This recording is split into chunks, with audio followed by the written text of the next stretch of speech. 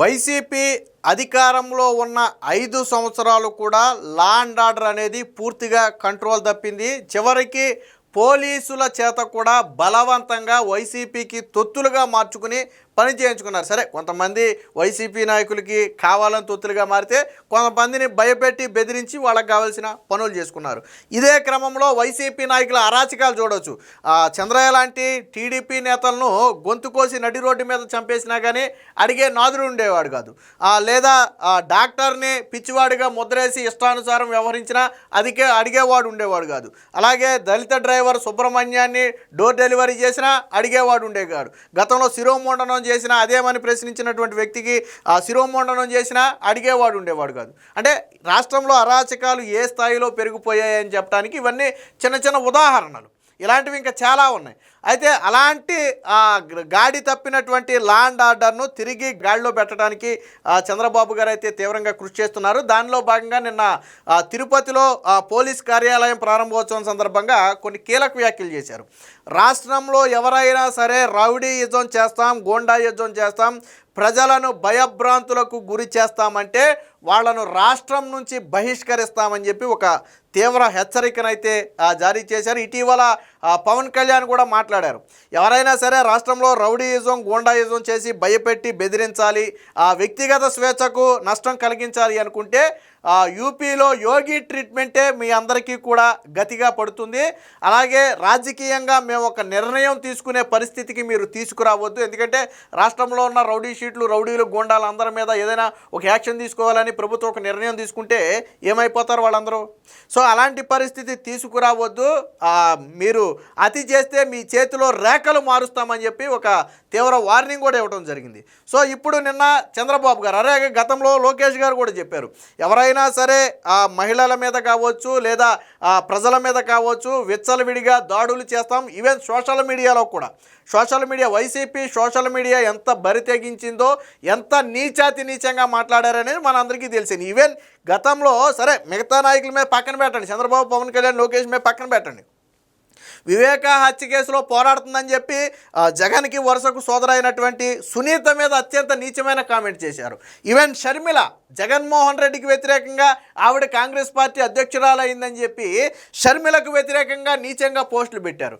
విజయమ్మకు వ్యతిరేకంగా పోస్టులు పెట్టారు. అంటే వైసీపీ సోషల్ మీడియా ఏ స్థాయికి దిగజారిపోయింది. సరే, వీళ్ళందరూ కాదు, జడ్జిలు ఎవరైతే హైకోర్టు, సుప్రీంకోర్టుల్లో గతంలో వైసీపీ ప్రభుత్వానికి వ్యతిరేకంగా తీర్పులు ఇచ్చారో వాళ్ళందరి మీద దారుణమైన పోస్టులు, చంపేస్తాం, నరికేస్తాం, మీ ఇళ్లలో కరోనా రావాలి, మీ ఫ్యామిలీ అంతా అది పోవాలి, మీ ఇళ్లలో ఆడవాళ్ళను అది చేస్తాం, ఇది చేస్తామని అత్యంత నీచమైన పోస్టులు పెడితే ఈవెన్ చివరికి హైకోర్టు కూడా నాకు తెలిసి గతంలో కోర్టుల మీద వ్యాఖ్యలు చేశారని చెప్పి ఒక కేసుని సిబిఐకి ఇవ్వటం అనేది దేశ చరిత్రలోనే ఫస్ట్ టైం నాకు తెలిసి. సో ఒక కేసుని ఏకంగా సిఐడికి ఇస్తే రాష్ట్ర సిఐడి ఏం చేసింది, జగన్మోహన్ రెడ్డి జేబులో సంస్థ కదా అప్పుడు, వాళ్ళెవరూ మాకు దొరకట్లేదని కోర్టుకి సమాధానం చెప్తే కోర్టుకి అర్థమైంది. సో వీళ్ళ వెనక ఉన్నది వీళ్ళే, వీళ్ళ గవర్నమెంట్కి వ్యతిరేకంగా తీర్పులు వచ్చినాయని మాట్లాడారంటే ఎవరై ఉంటారు వాళ్ళు? వైసీపీకి వ్యతిరేకంగా తీర్పులు వస్తే బెదిరించారంటే వైసీపీ వాళ్ళు కాకుండా ఇంకెవరై ఉంటారు? అప్పుడు కోర్టుకి అర్థమయ్యి మీ పని ఇలా ఉందా అని చెప్పి ఏం చేసింది, సిబిఐకి ఇచ్చింది. సిబిఐకి ఇస్తే 18 మందిని అనుకుంటా, దాదాపుగా 18 మందిని మక్కిలు ఎరగొట్టి ఇతర రాష్ట్రాల్లో ఉన్న వారిని కూడా తీసుకొచ్చి బొక్కలో వేస్తే అప్పుడు దారికి వచ్చారు. పైగా వీళ్ళు ఎలా తప్పించుకున్నారు తెలుసా? వైసీపీ వాళ్ళు అరెస్ట్ అయిన వాళ్ళకి వైసీపీ పార్టీకి సంబంధం లేదని బహిరంగంగా ఒక స్టేట్మెంట్ ఇచ్చి, ఆ రోజు అంటే కోర్టు దృష్టిలో తప్పించుకోవడానికి ఒక స్టేట్మెంట్ ఇచ్చి తెర వెనక లాయర్లను పెట్టి వాళ్ళందరినీ కాపాడారు. ఇప్పుడు అరెస్ట్ అయిన ప్రతి ఒక్కడికి లాయర్ సపోర్ట్ పెట్టి కాపాడింది వైసీపీ పార్టీయే. సరే, విడిపించిన తర్వాత వాళ్ళని మేము చూసుకుంటాం, అది చూసుకుంటాం అన్నారు. తర్వాత వాళ్ళందరినీ గాలి కుదిరేశారంటలే కానీ ఒకళ్ళిద్దరు మినహాయించి. సో అది వేరే కథ. అలాగే ఇప్పుడు కూడా కొంతమంది బరి తెగించి రాబోయేది మేమే, రప్పా నరుకుతాం, గంగమ్మ జాతరలో పొట్టేలు తలలు నరికినట్టు నరుకుతాం, లేకపోతే వీళ్ళకి వ్యతిరేకంగా మాట్లాడే సీమరాజాన్ని చంపుతాం, లేకపోతే ఇంకొకళ్ళని చంపుతాం, వీళ్ళని చంపుతాం అని చెప్పి రకరకాల వ్యాఖ్యలు.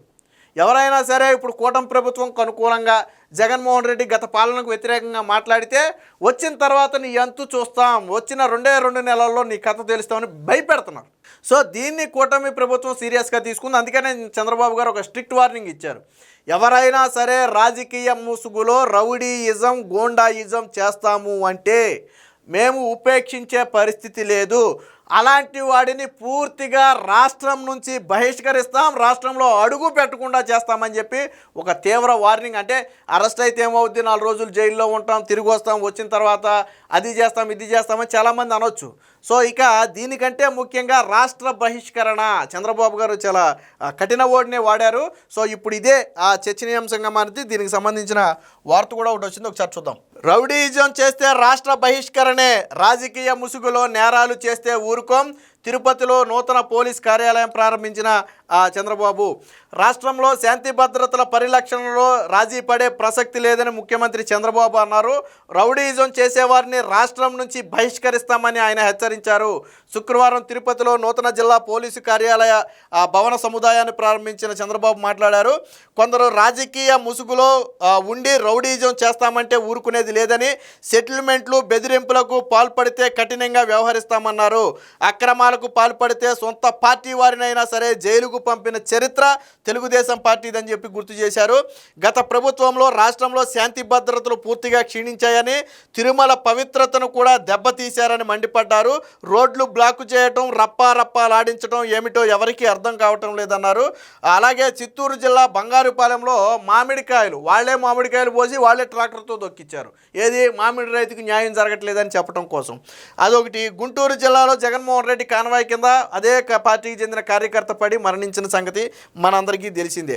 అలాగే సామాజిక మాధ్యమాలు, సోషల్ మీడియా, చాలామంది ఏంటంటే మనం సోషల్ మీడియాలో పోస్ట్ చేస్తే మనం ఎక్కడ ఉన్నాం కదా, విదేశాల్లో ఉంటాం కదా, విదేశాల నుంచి కదా మనం వాడేది అని చాలామంది భ్రమపడుతున్నారు. సో అలా విదేశాల్లో ఉండి మేము సోషల్ మీడియా వాడుతున్నాం అనుకున్న వాళ్ళే ఈరోజు ఏదో ఒక సందర్భంలో ఇక్కడికి రావాల్సిన పరిస్థితి వస్తుంది. అలాంటప్పుడు ఖచ్చితంగా దొరుకుతారు. ఆల్రెడీ ఇప్పటికే 4-5 కూడా పట్టుకున్నారు. సో అది కూడా చంద్రబాబు గారు అది కూడా హెచ్చరించారు. సోషల్ మీడియాలో ఎవరైనా సరే వ్యక్తిత్వ హననానికి పాల్పడుతూ అసభ్య పోస్టులు పెడితే ప్రభుత్వం వారిపై నిఘా ఉంచుతుందని చెప్పారు. ఈ కార్యక్రమంలో హోంమంత్రి అనితతో పాటు డీజీపీ వీళ్ళందరూ కూడా పాల్గొన్నారు. అంటే మొన్న పవన్ కళ్యాణ్ కావచ్చు, అంతకుముందు నారా లోకేష్ కావచ్చు, ఇప్పుడు చంద్రబాబు గారు కావచ్చు, అందరూ చెప్పేది ఒక్కటే, రాష్ట్రంలో శాంతి భద్రతలకు విఘాతం కలిగిస్తామంటే ఊరుకోరు. ముఖ్యంగా జగన్మోహన్ రెడ్డే స్వయంగా నేను వచ్చిన తర్వాత పీపీపీ కాలేజీలు ఎవడు తీసుకుంటాడో 2 నెలల్లో రద్దు చేస్తామని మొదటి వార్నింగ్ ఇచ్చాడు. ఆ వార్నింగ్ ఎవడు బేఖాతరు చేయలేదని చెప్పి మొన్న మళ్ళీ ఏం చేశాడు, ఎవరు తీసుకుంటాడో తీసుకోండి, 2 నెలల్లో వాళ్ళని అరెస్టు చేస్తామని చెప్పి వార్నింగ్ ఇచ్చాడు. మరి అయితే నిన్న ఇదే పీపీపీకి మద్దతుగా కేంద్ర ఆరోగ్య శాఖ మంత్రి నడ్డా ఏపీకి లేఖ రాశాడు. మీ నిర్ణయం బాగుంది, పీపీపీలో మీరు ముందుకు వెళ్ళండి, ప్రభుత్వం నుంచి కూడా కొంత సహాయ సహకారాలు మేము అందిస్తామని చెప్పి ఆయన చెప్పాడు. మరి ఇప్పుడు కేంద్ర మంత్రిని అరెస్ట్ చేస్తాడా, జేపీ నడ్డాని అరెస్ట్ చేస్తాడా జగన్మోహన్ రెడ్డి వెళ్ళి, లేకపోతే ఈ నిర్ణయం తీసుకున్నటువంటి పార్లమెంటు స్థాయి సంఘాన్ని అరెస్ట్ చేస్తాడా? అరెస్ట్ చేస్తే అందులో మీ ఎంపీ గురుమూర్తి కూడా ఉన్నాడు. ఏదైతే పార్లమెంటు స్థాయి సంఘం పీపీపీలో ఒక నిర్ణయం తీసుకుందో దాంట్లో మీ ఎంపీ గురుమూర్తి కూడా ఉన్నాడు. లేదా ప్రధానమంత్రి హోంమంత్రిని ప్రశ్నించు, ఆల్రెడీ ఇప్పుడు కేంద్రమే నిర్ణయం తీసుకుంది కదా, నువ్వు కేంద్రాన్ని ప్రశ్నించు, నరేంద్ర మోదీని ప్రశ్నించు, మీరు పీపీపీకి ఎందుకు తీసుకొస్తున్నారు, దేశం మొత్తాన్ని ఎందుకు తాకట్టు పెడుతున్నారని నరేంద్ర మోదీని ప్రశ్నించు. నువ్వు ఆ దమ్ము లేదు మనకి. కేవలం చంద్రబాబు నాయుడు మీద, పవన్ కళ్యాణ్ మీద, లోకేష్ మీద మాత్రమే విరుచుకు పడతాం. అలాగే అంటే బేసిక్గా వీళ్ళకి కూడా వార్నింగ్ ఇవ్వాలి. ఏంటంటే వీళ్ళు ఇంకా ఒక భ్రమలో ఉన్నారు. బేసిక్గా వైసీపీ సైకోలందరూ కూడా ఒక భ్రమలో ఉన్నారు. ఎందుకని భ్రమలో ఉన్నారంటే వచ్చే ఎన్నికల్లో గెలవబోయేది మేమే, అయితే ఇక్కడ ఒక చిన్న లాజిక్ మిస్ అయ్యారు. 2014 నుంచి 19 వరకు చంద్రబాబు పాలన చూశారు, 19 నుంచి 24 వరకు జగన్ పాలన చూశారు. 2 పాలనలు చూసిన తరువాత ప్రజల డెసిషన్ ఏంటి? చంద్రబాబు గారు. ఈవెన్ జగన్మోహన్ రెడ్డికి ప్రతిపక్ష హోదా కూడా రాల. మరి అంతకుముందు మీకు వచ్చిన సీట్లన్నీ 151. ఆ మధ్యలో 5 తీసేసి ఇప్పుడు మీకు 11 సీట్లు ఇచ్చారు. ఈసారి విర్రవీగారు అనుకోండి, ఆ 11లో 1 తీసేసి 1 ఇస్తారు. ఆల్రెడీ మీరు గుర్తుపెట్టుకోవాలా, చంద్రబాబు పాలన చూశారు, జగన్మోహన్ రెడ్డి పాలన చూశారు. చూసిన తర్వాత జగన్మోహన్ రెడ్డి ప్రతిపక్ష హోదా కూడా ఇవ్వాలి. పైగా జగన్మోహన్ రెడ్డి గర్వం చూడండి, వై నాట్ 175. ఎవడైనా గెలవాలని కోరుకుంటాడు, తప్పులేదు. గతానికంటే మంచిగా గెలుస్తామని కోరుకుంటాడు, అది తప్పులేదు.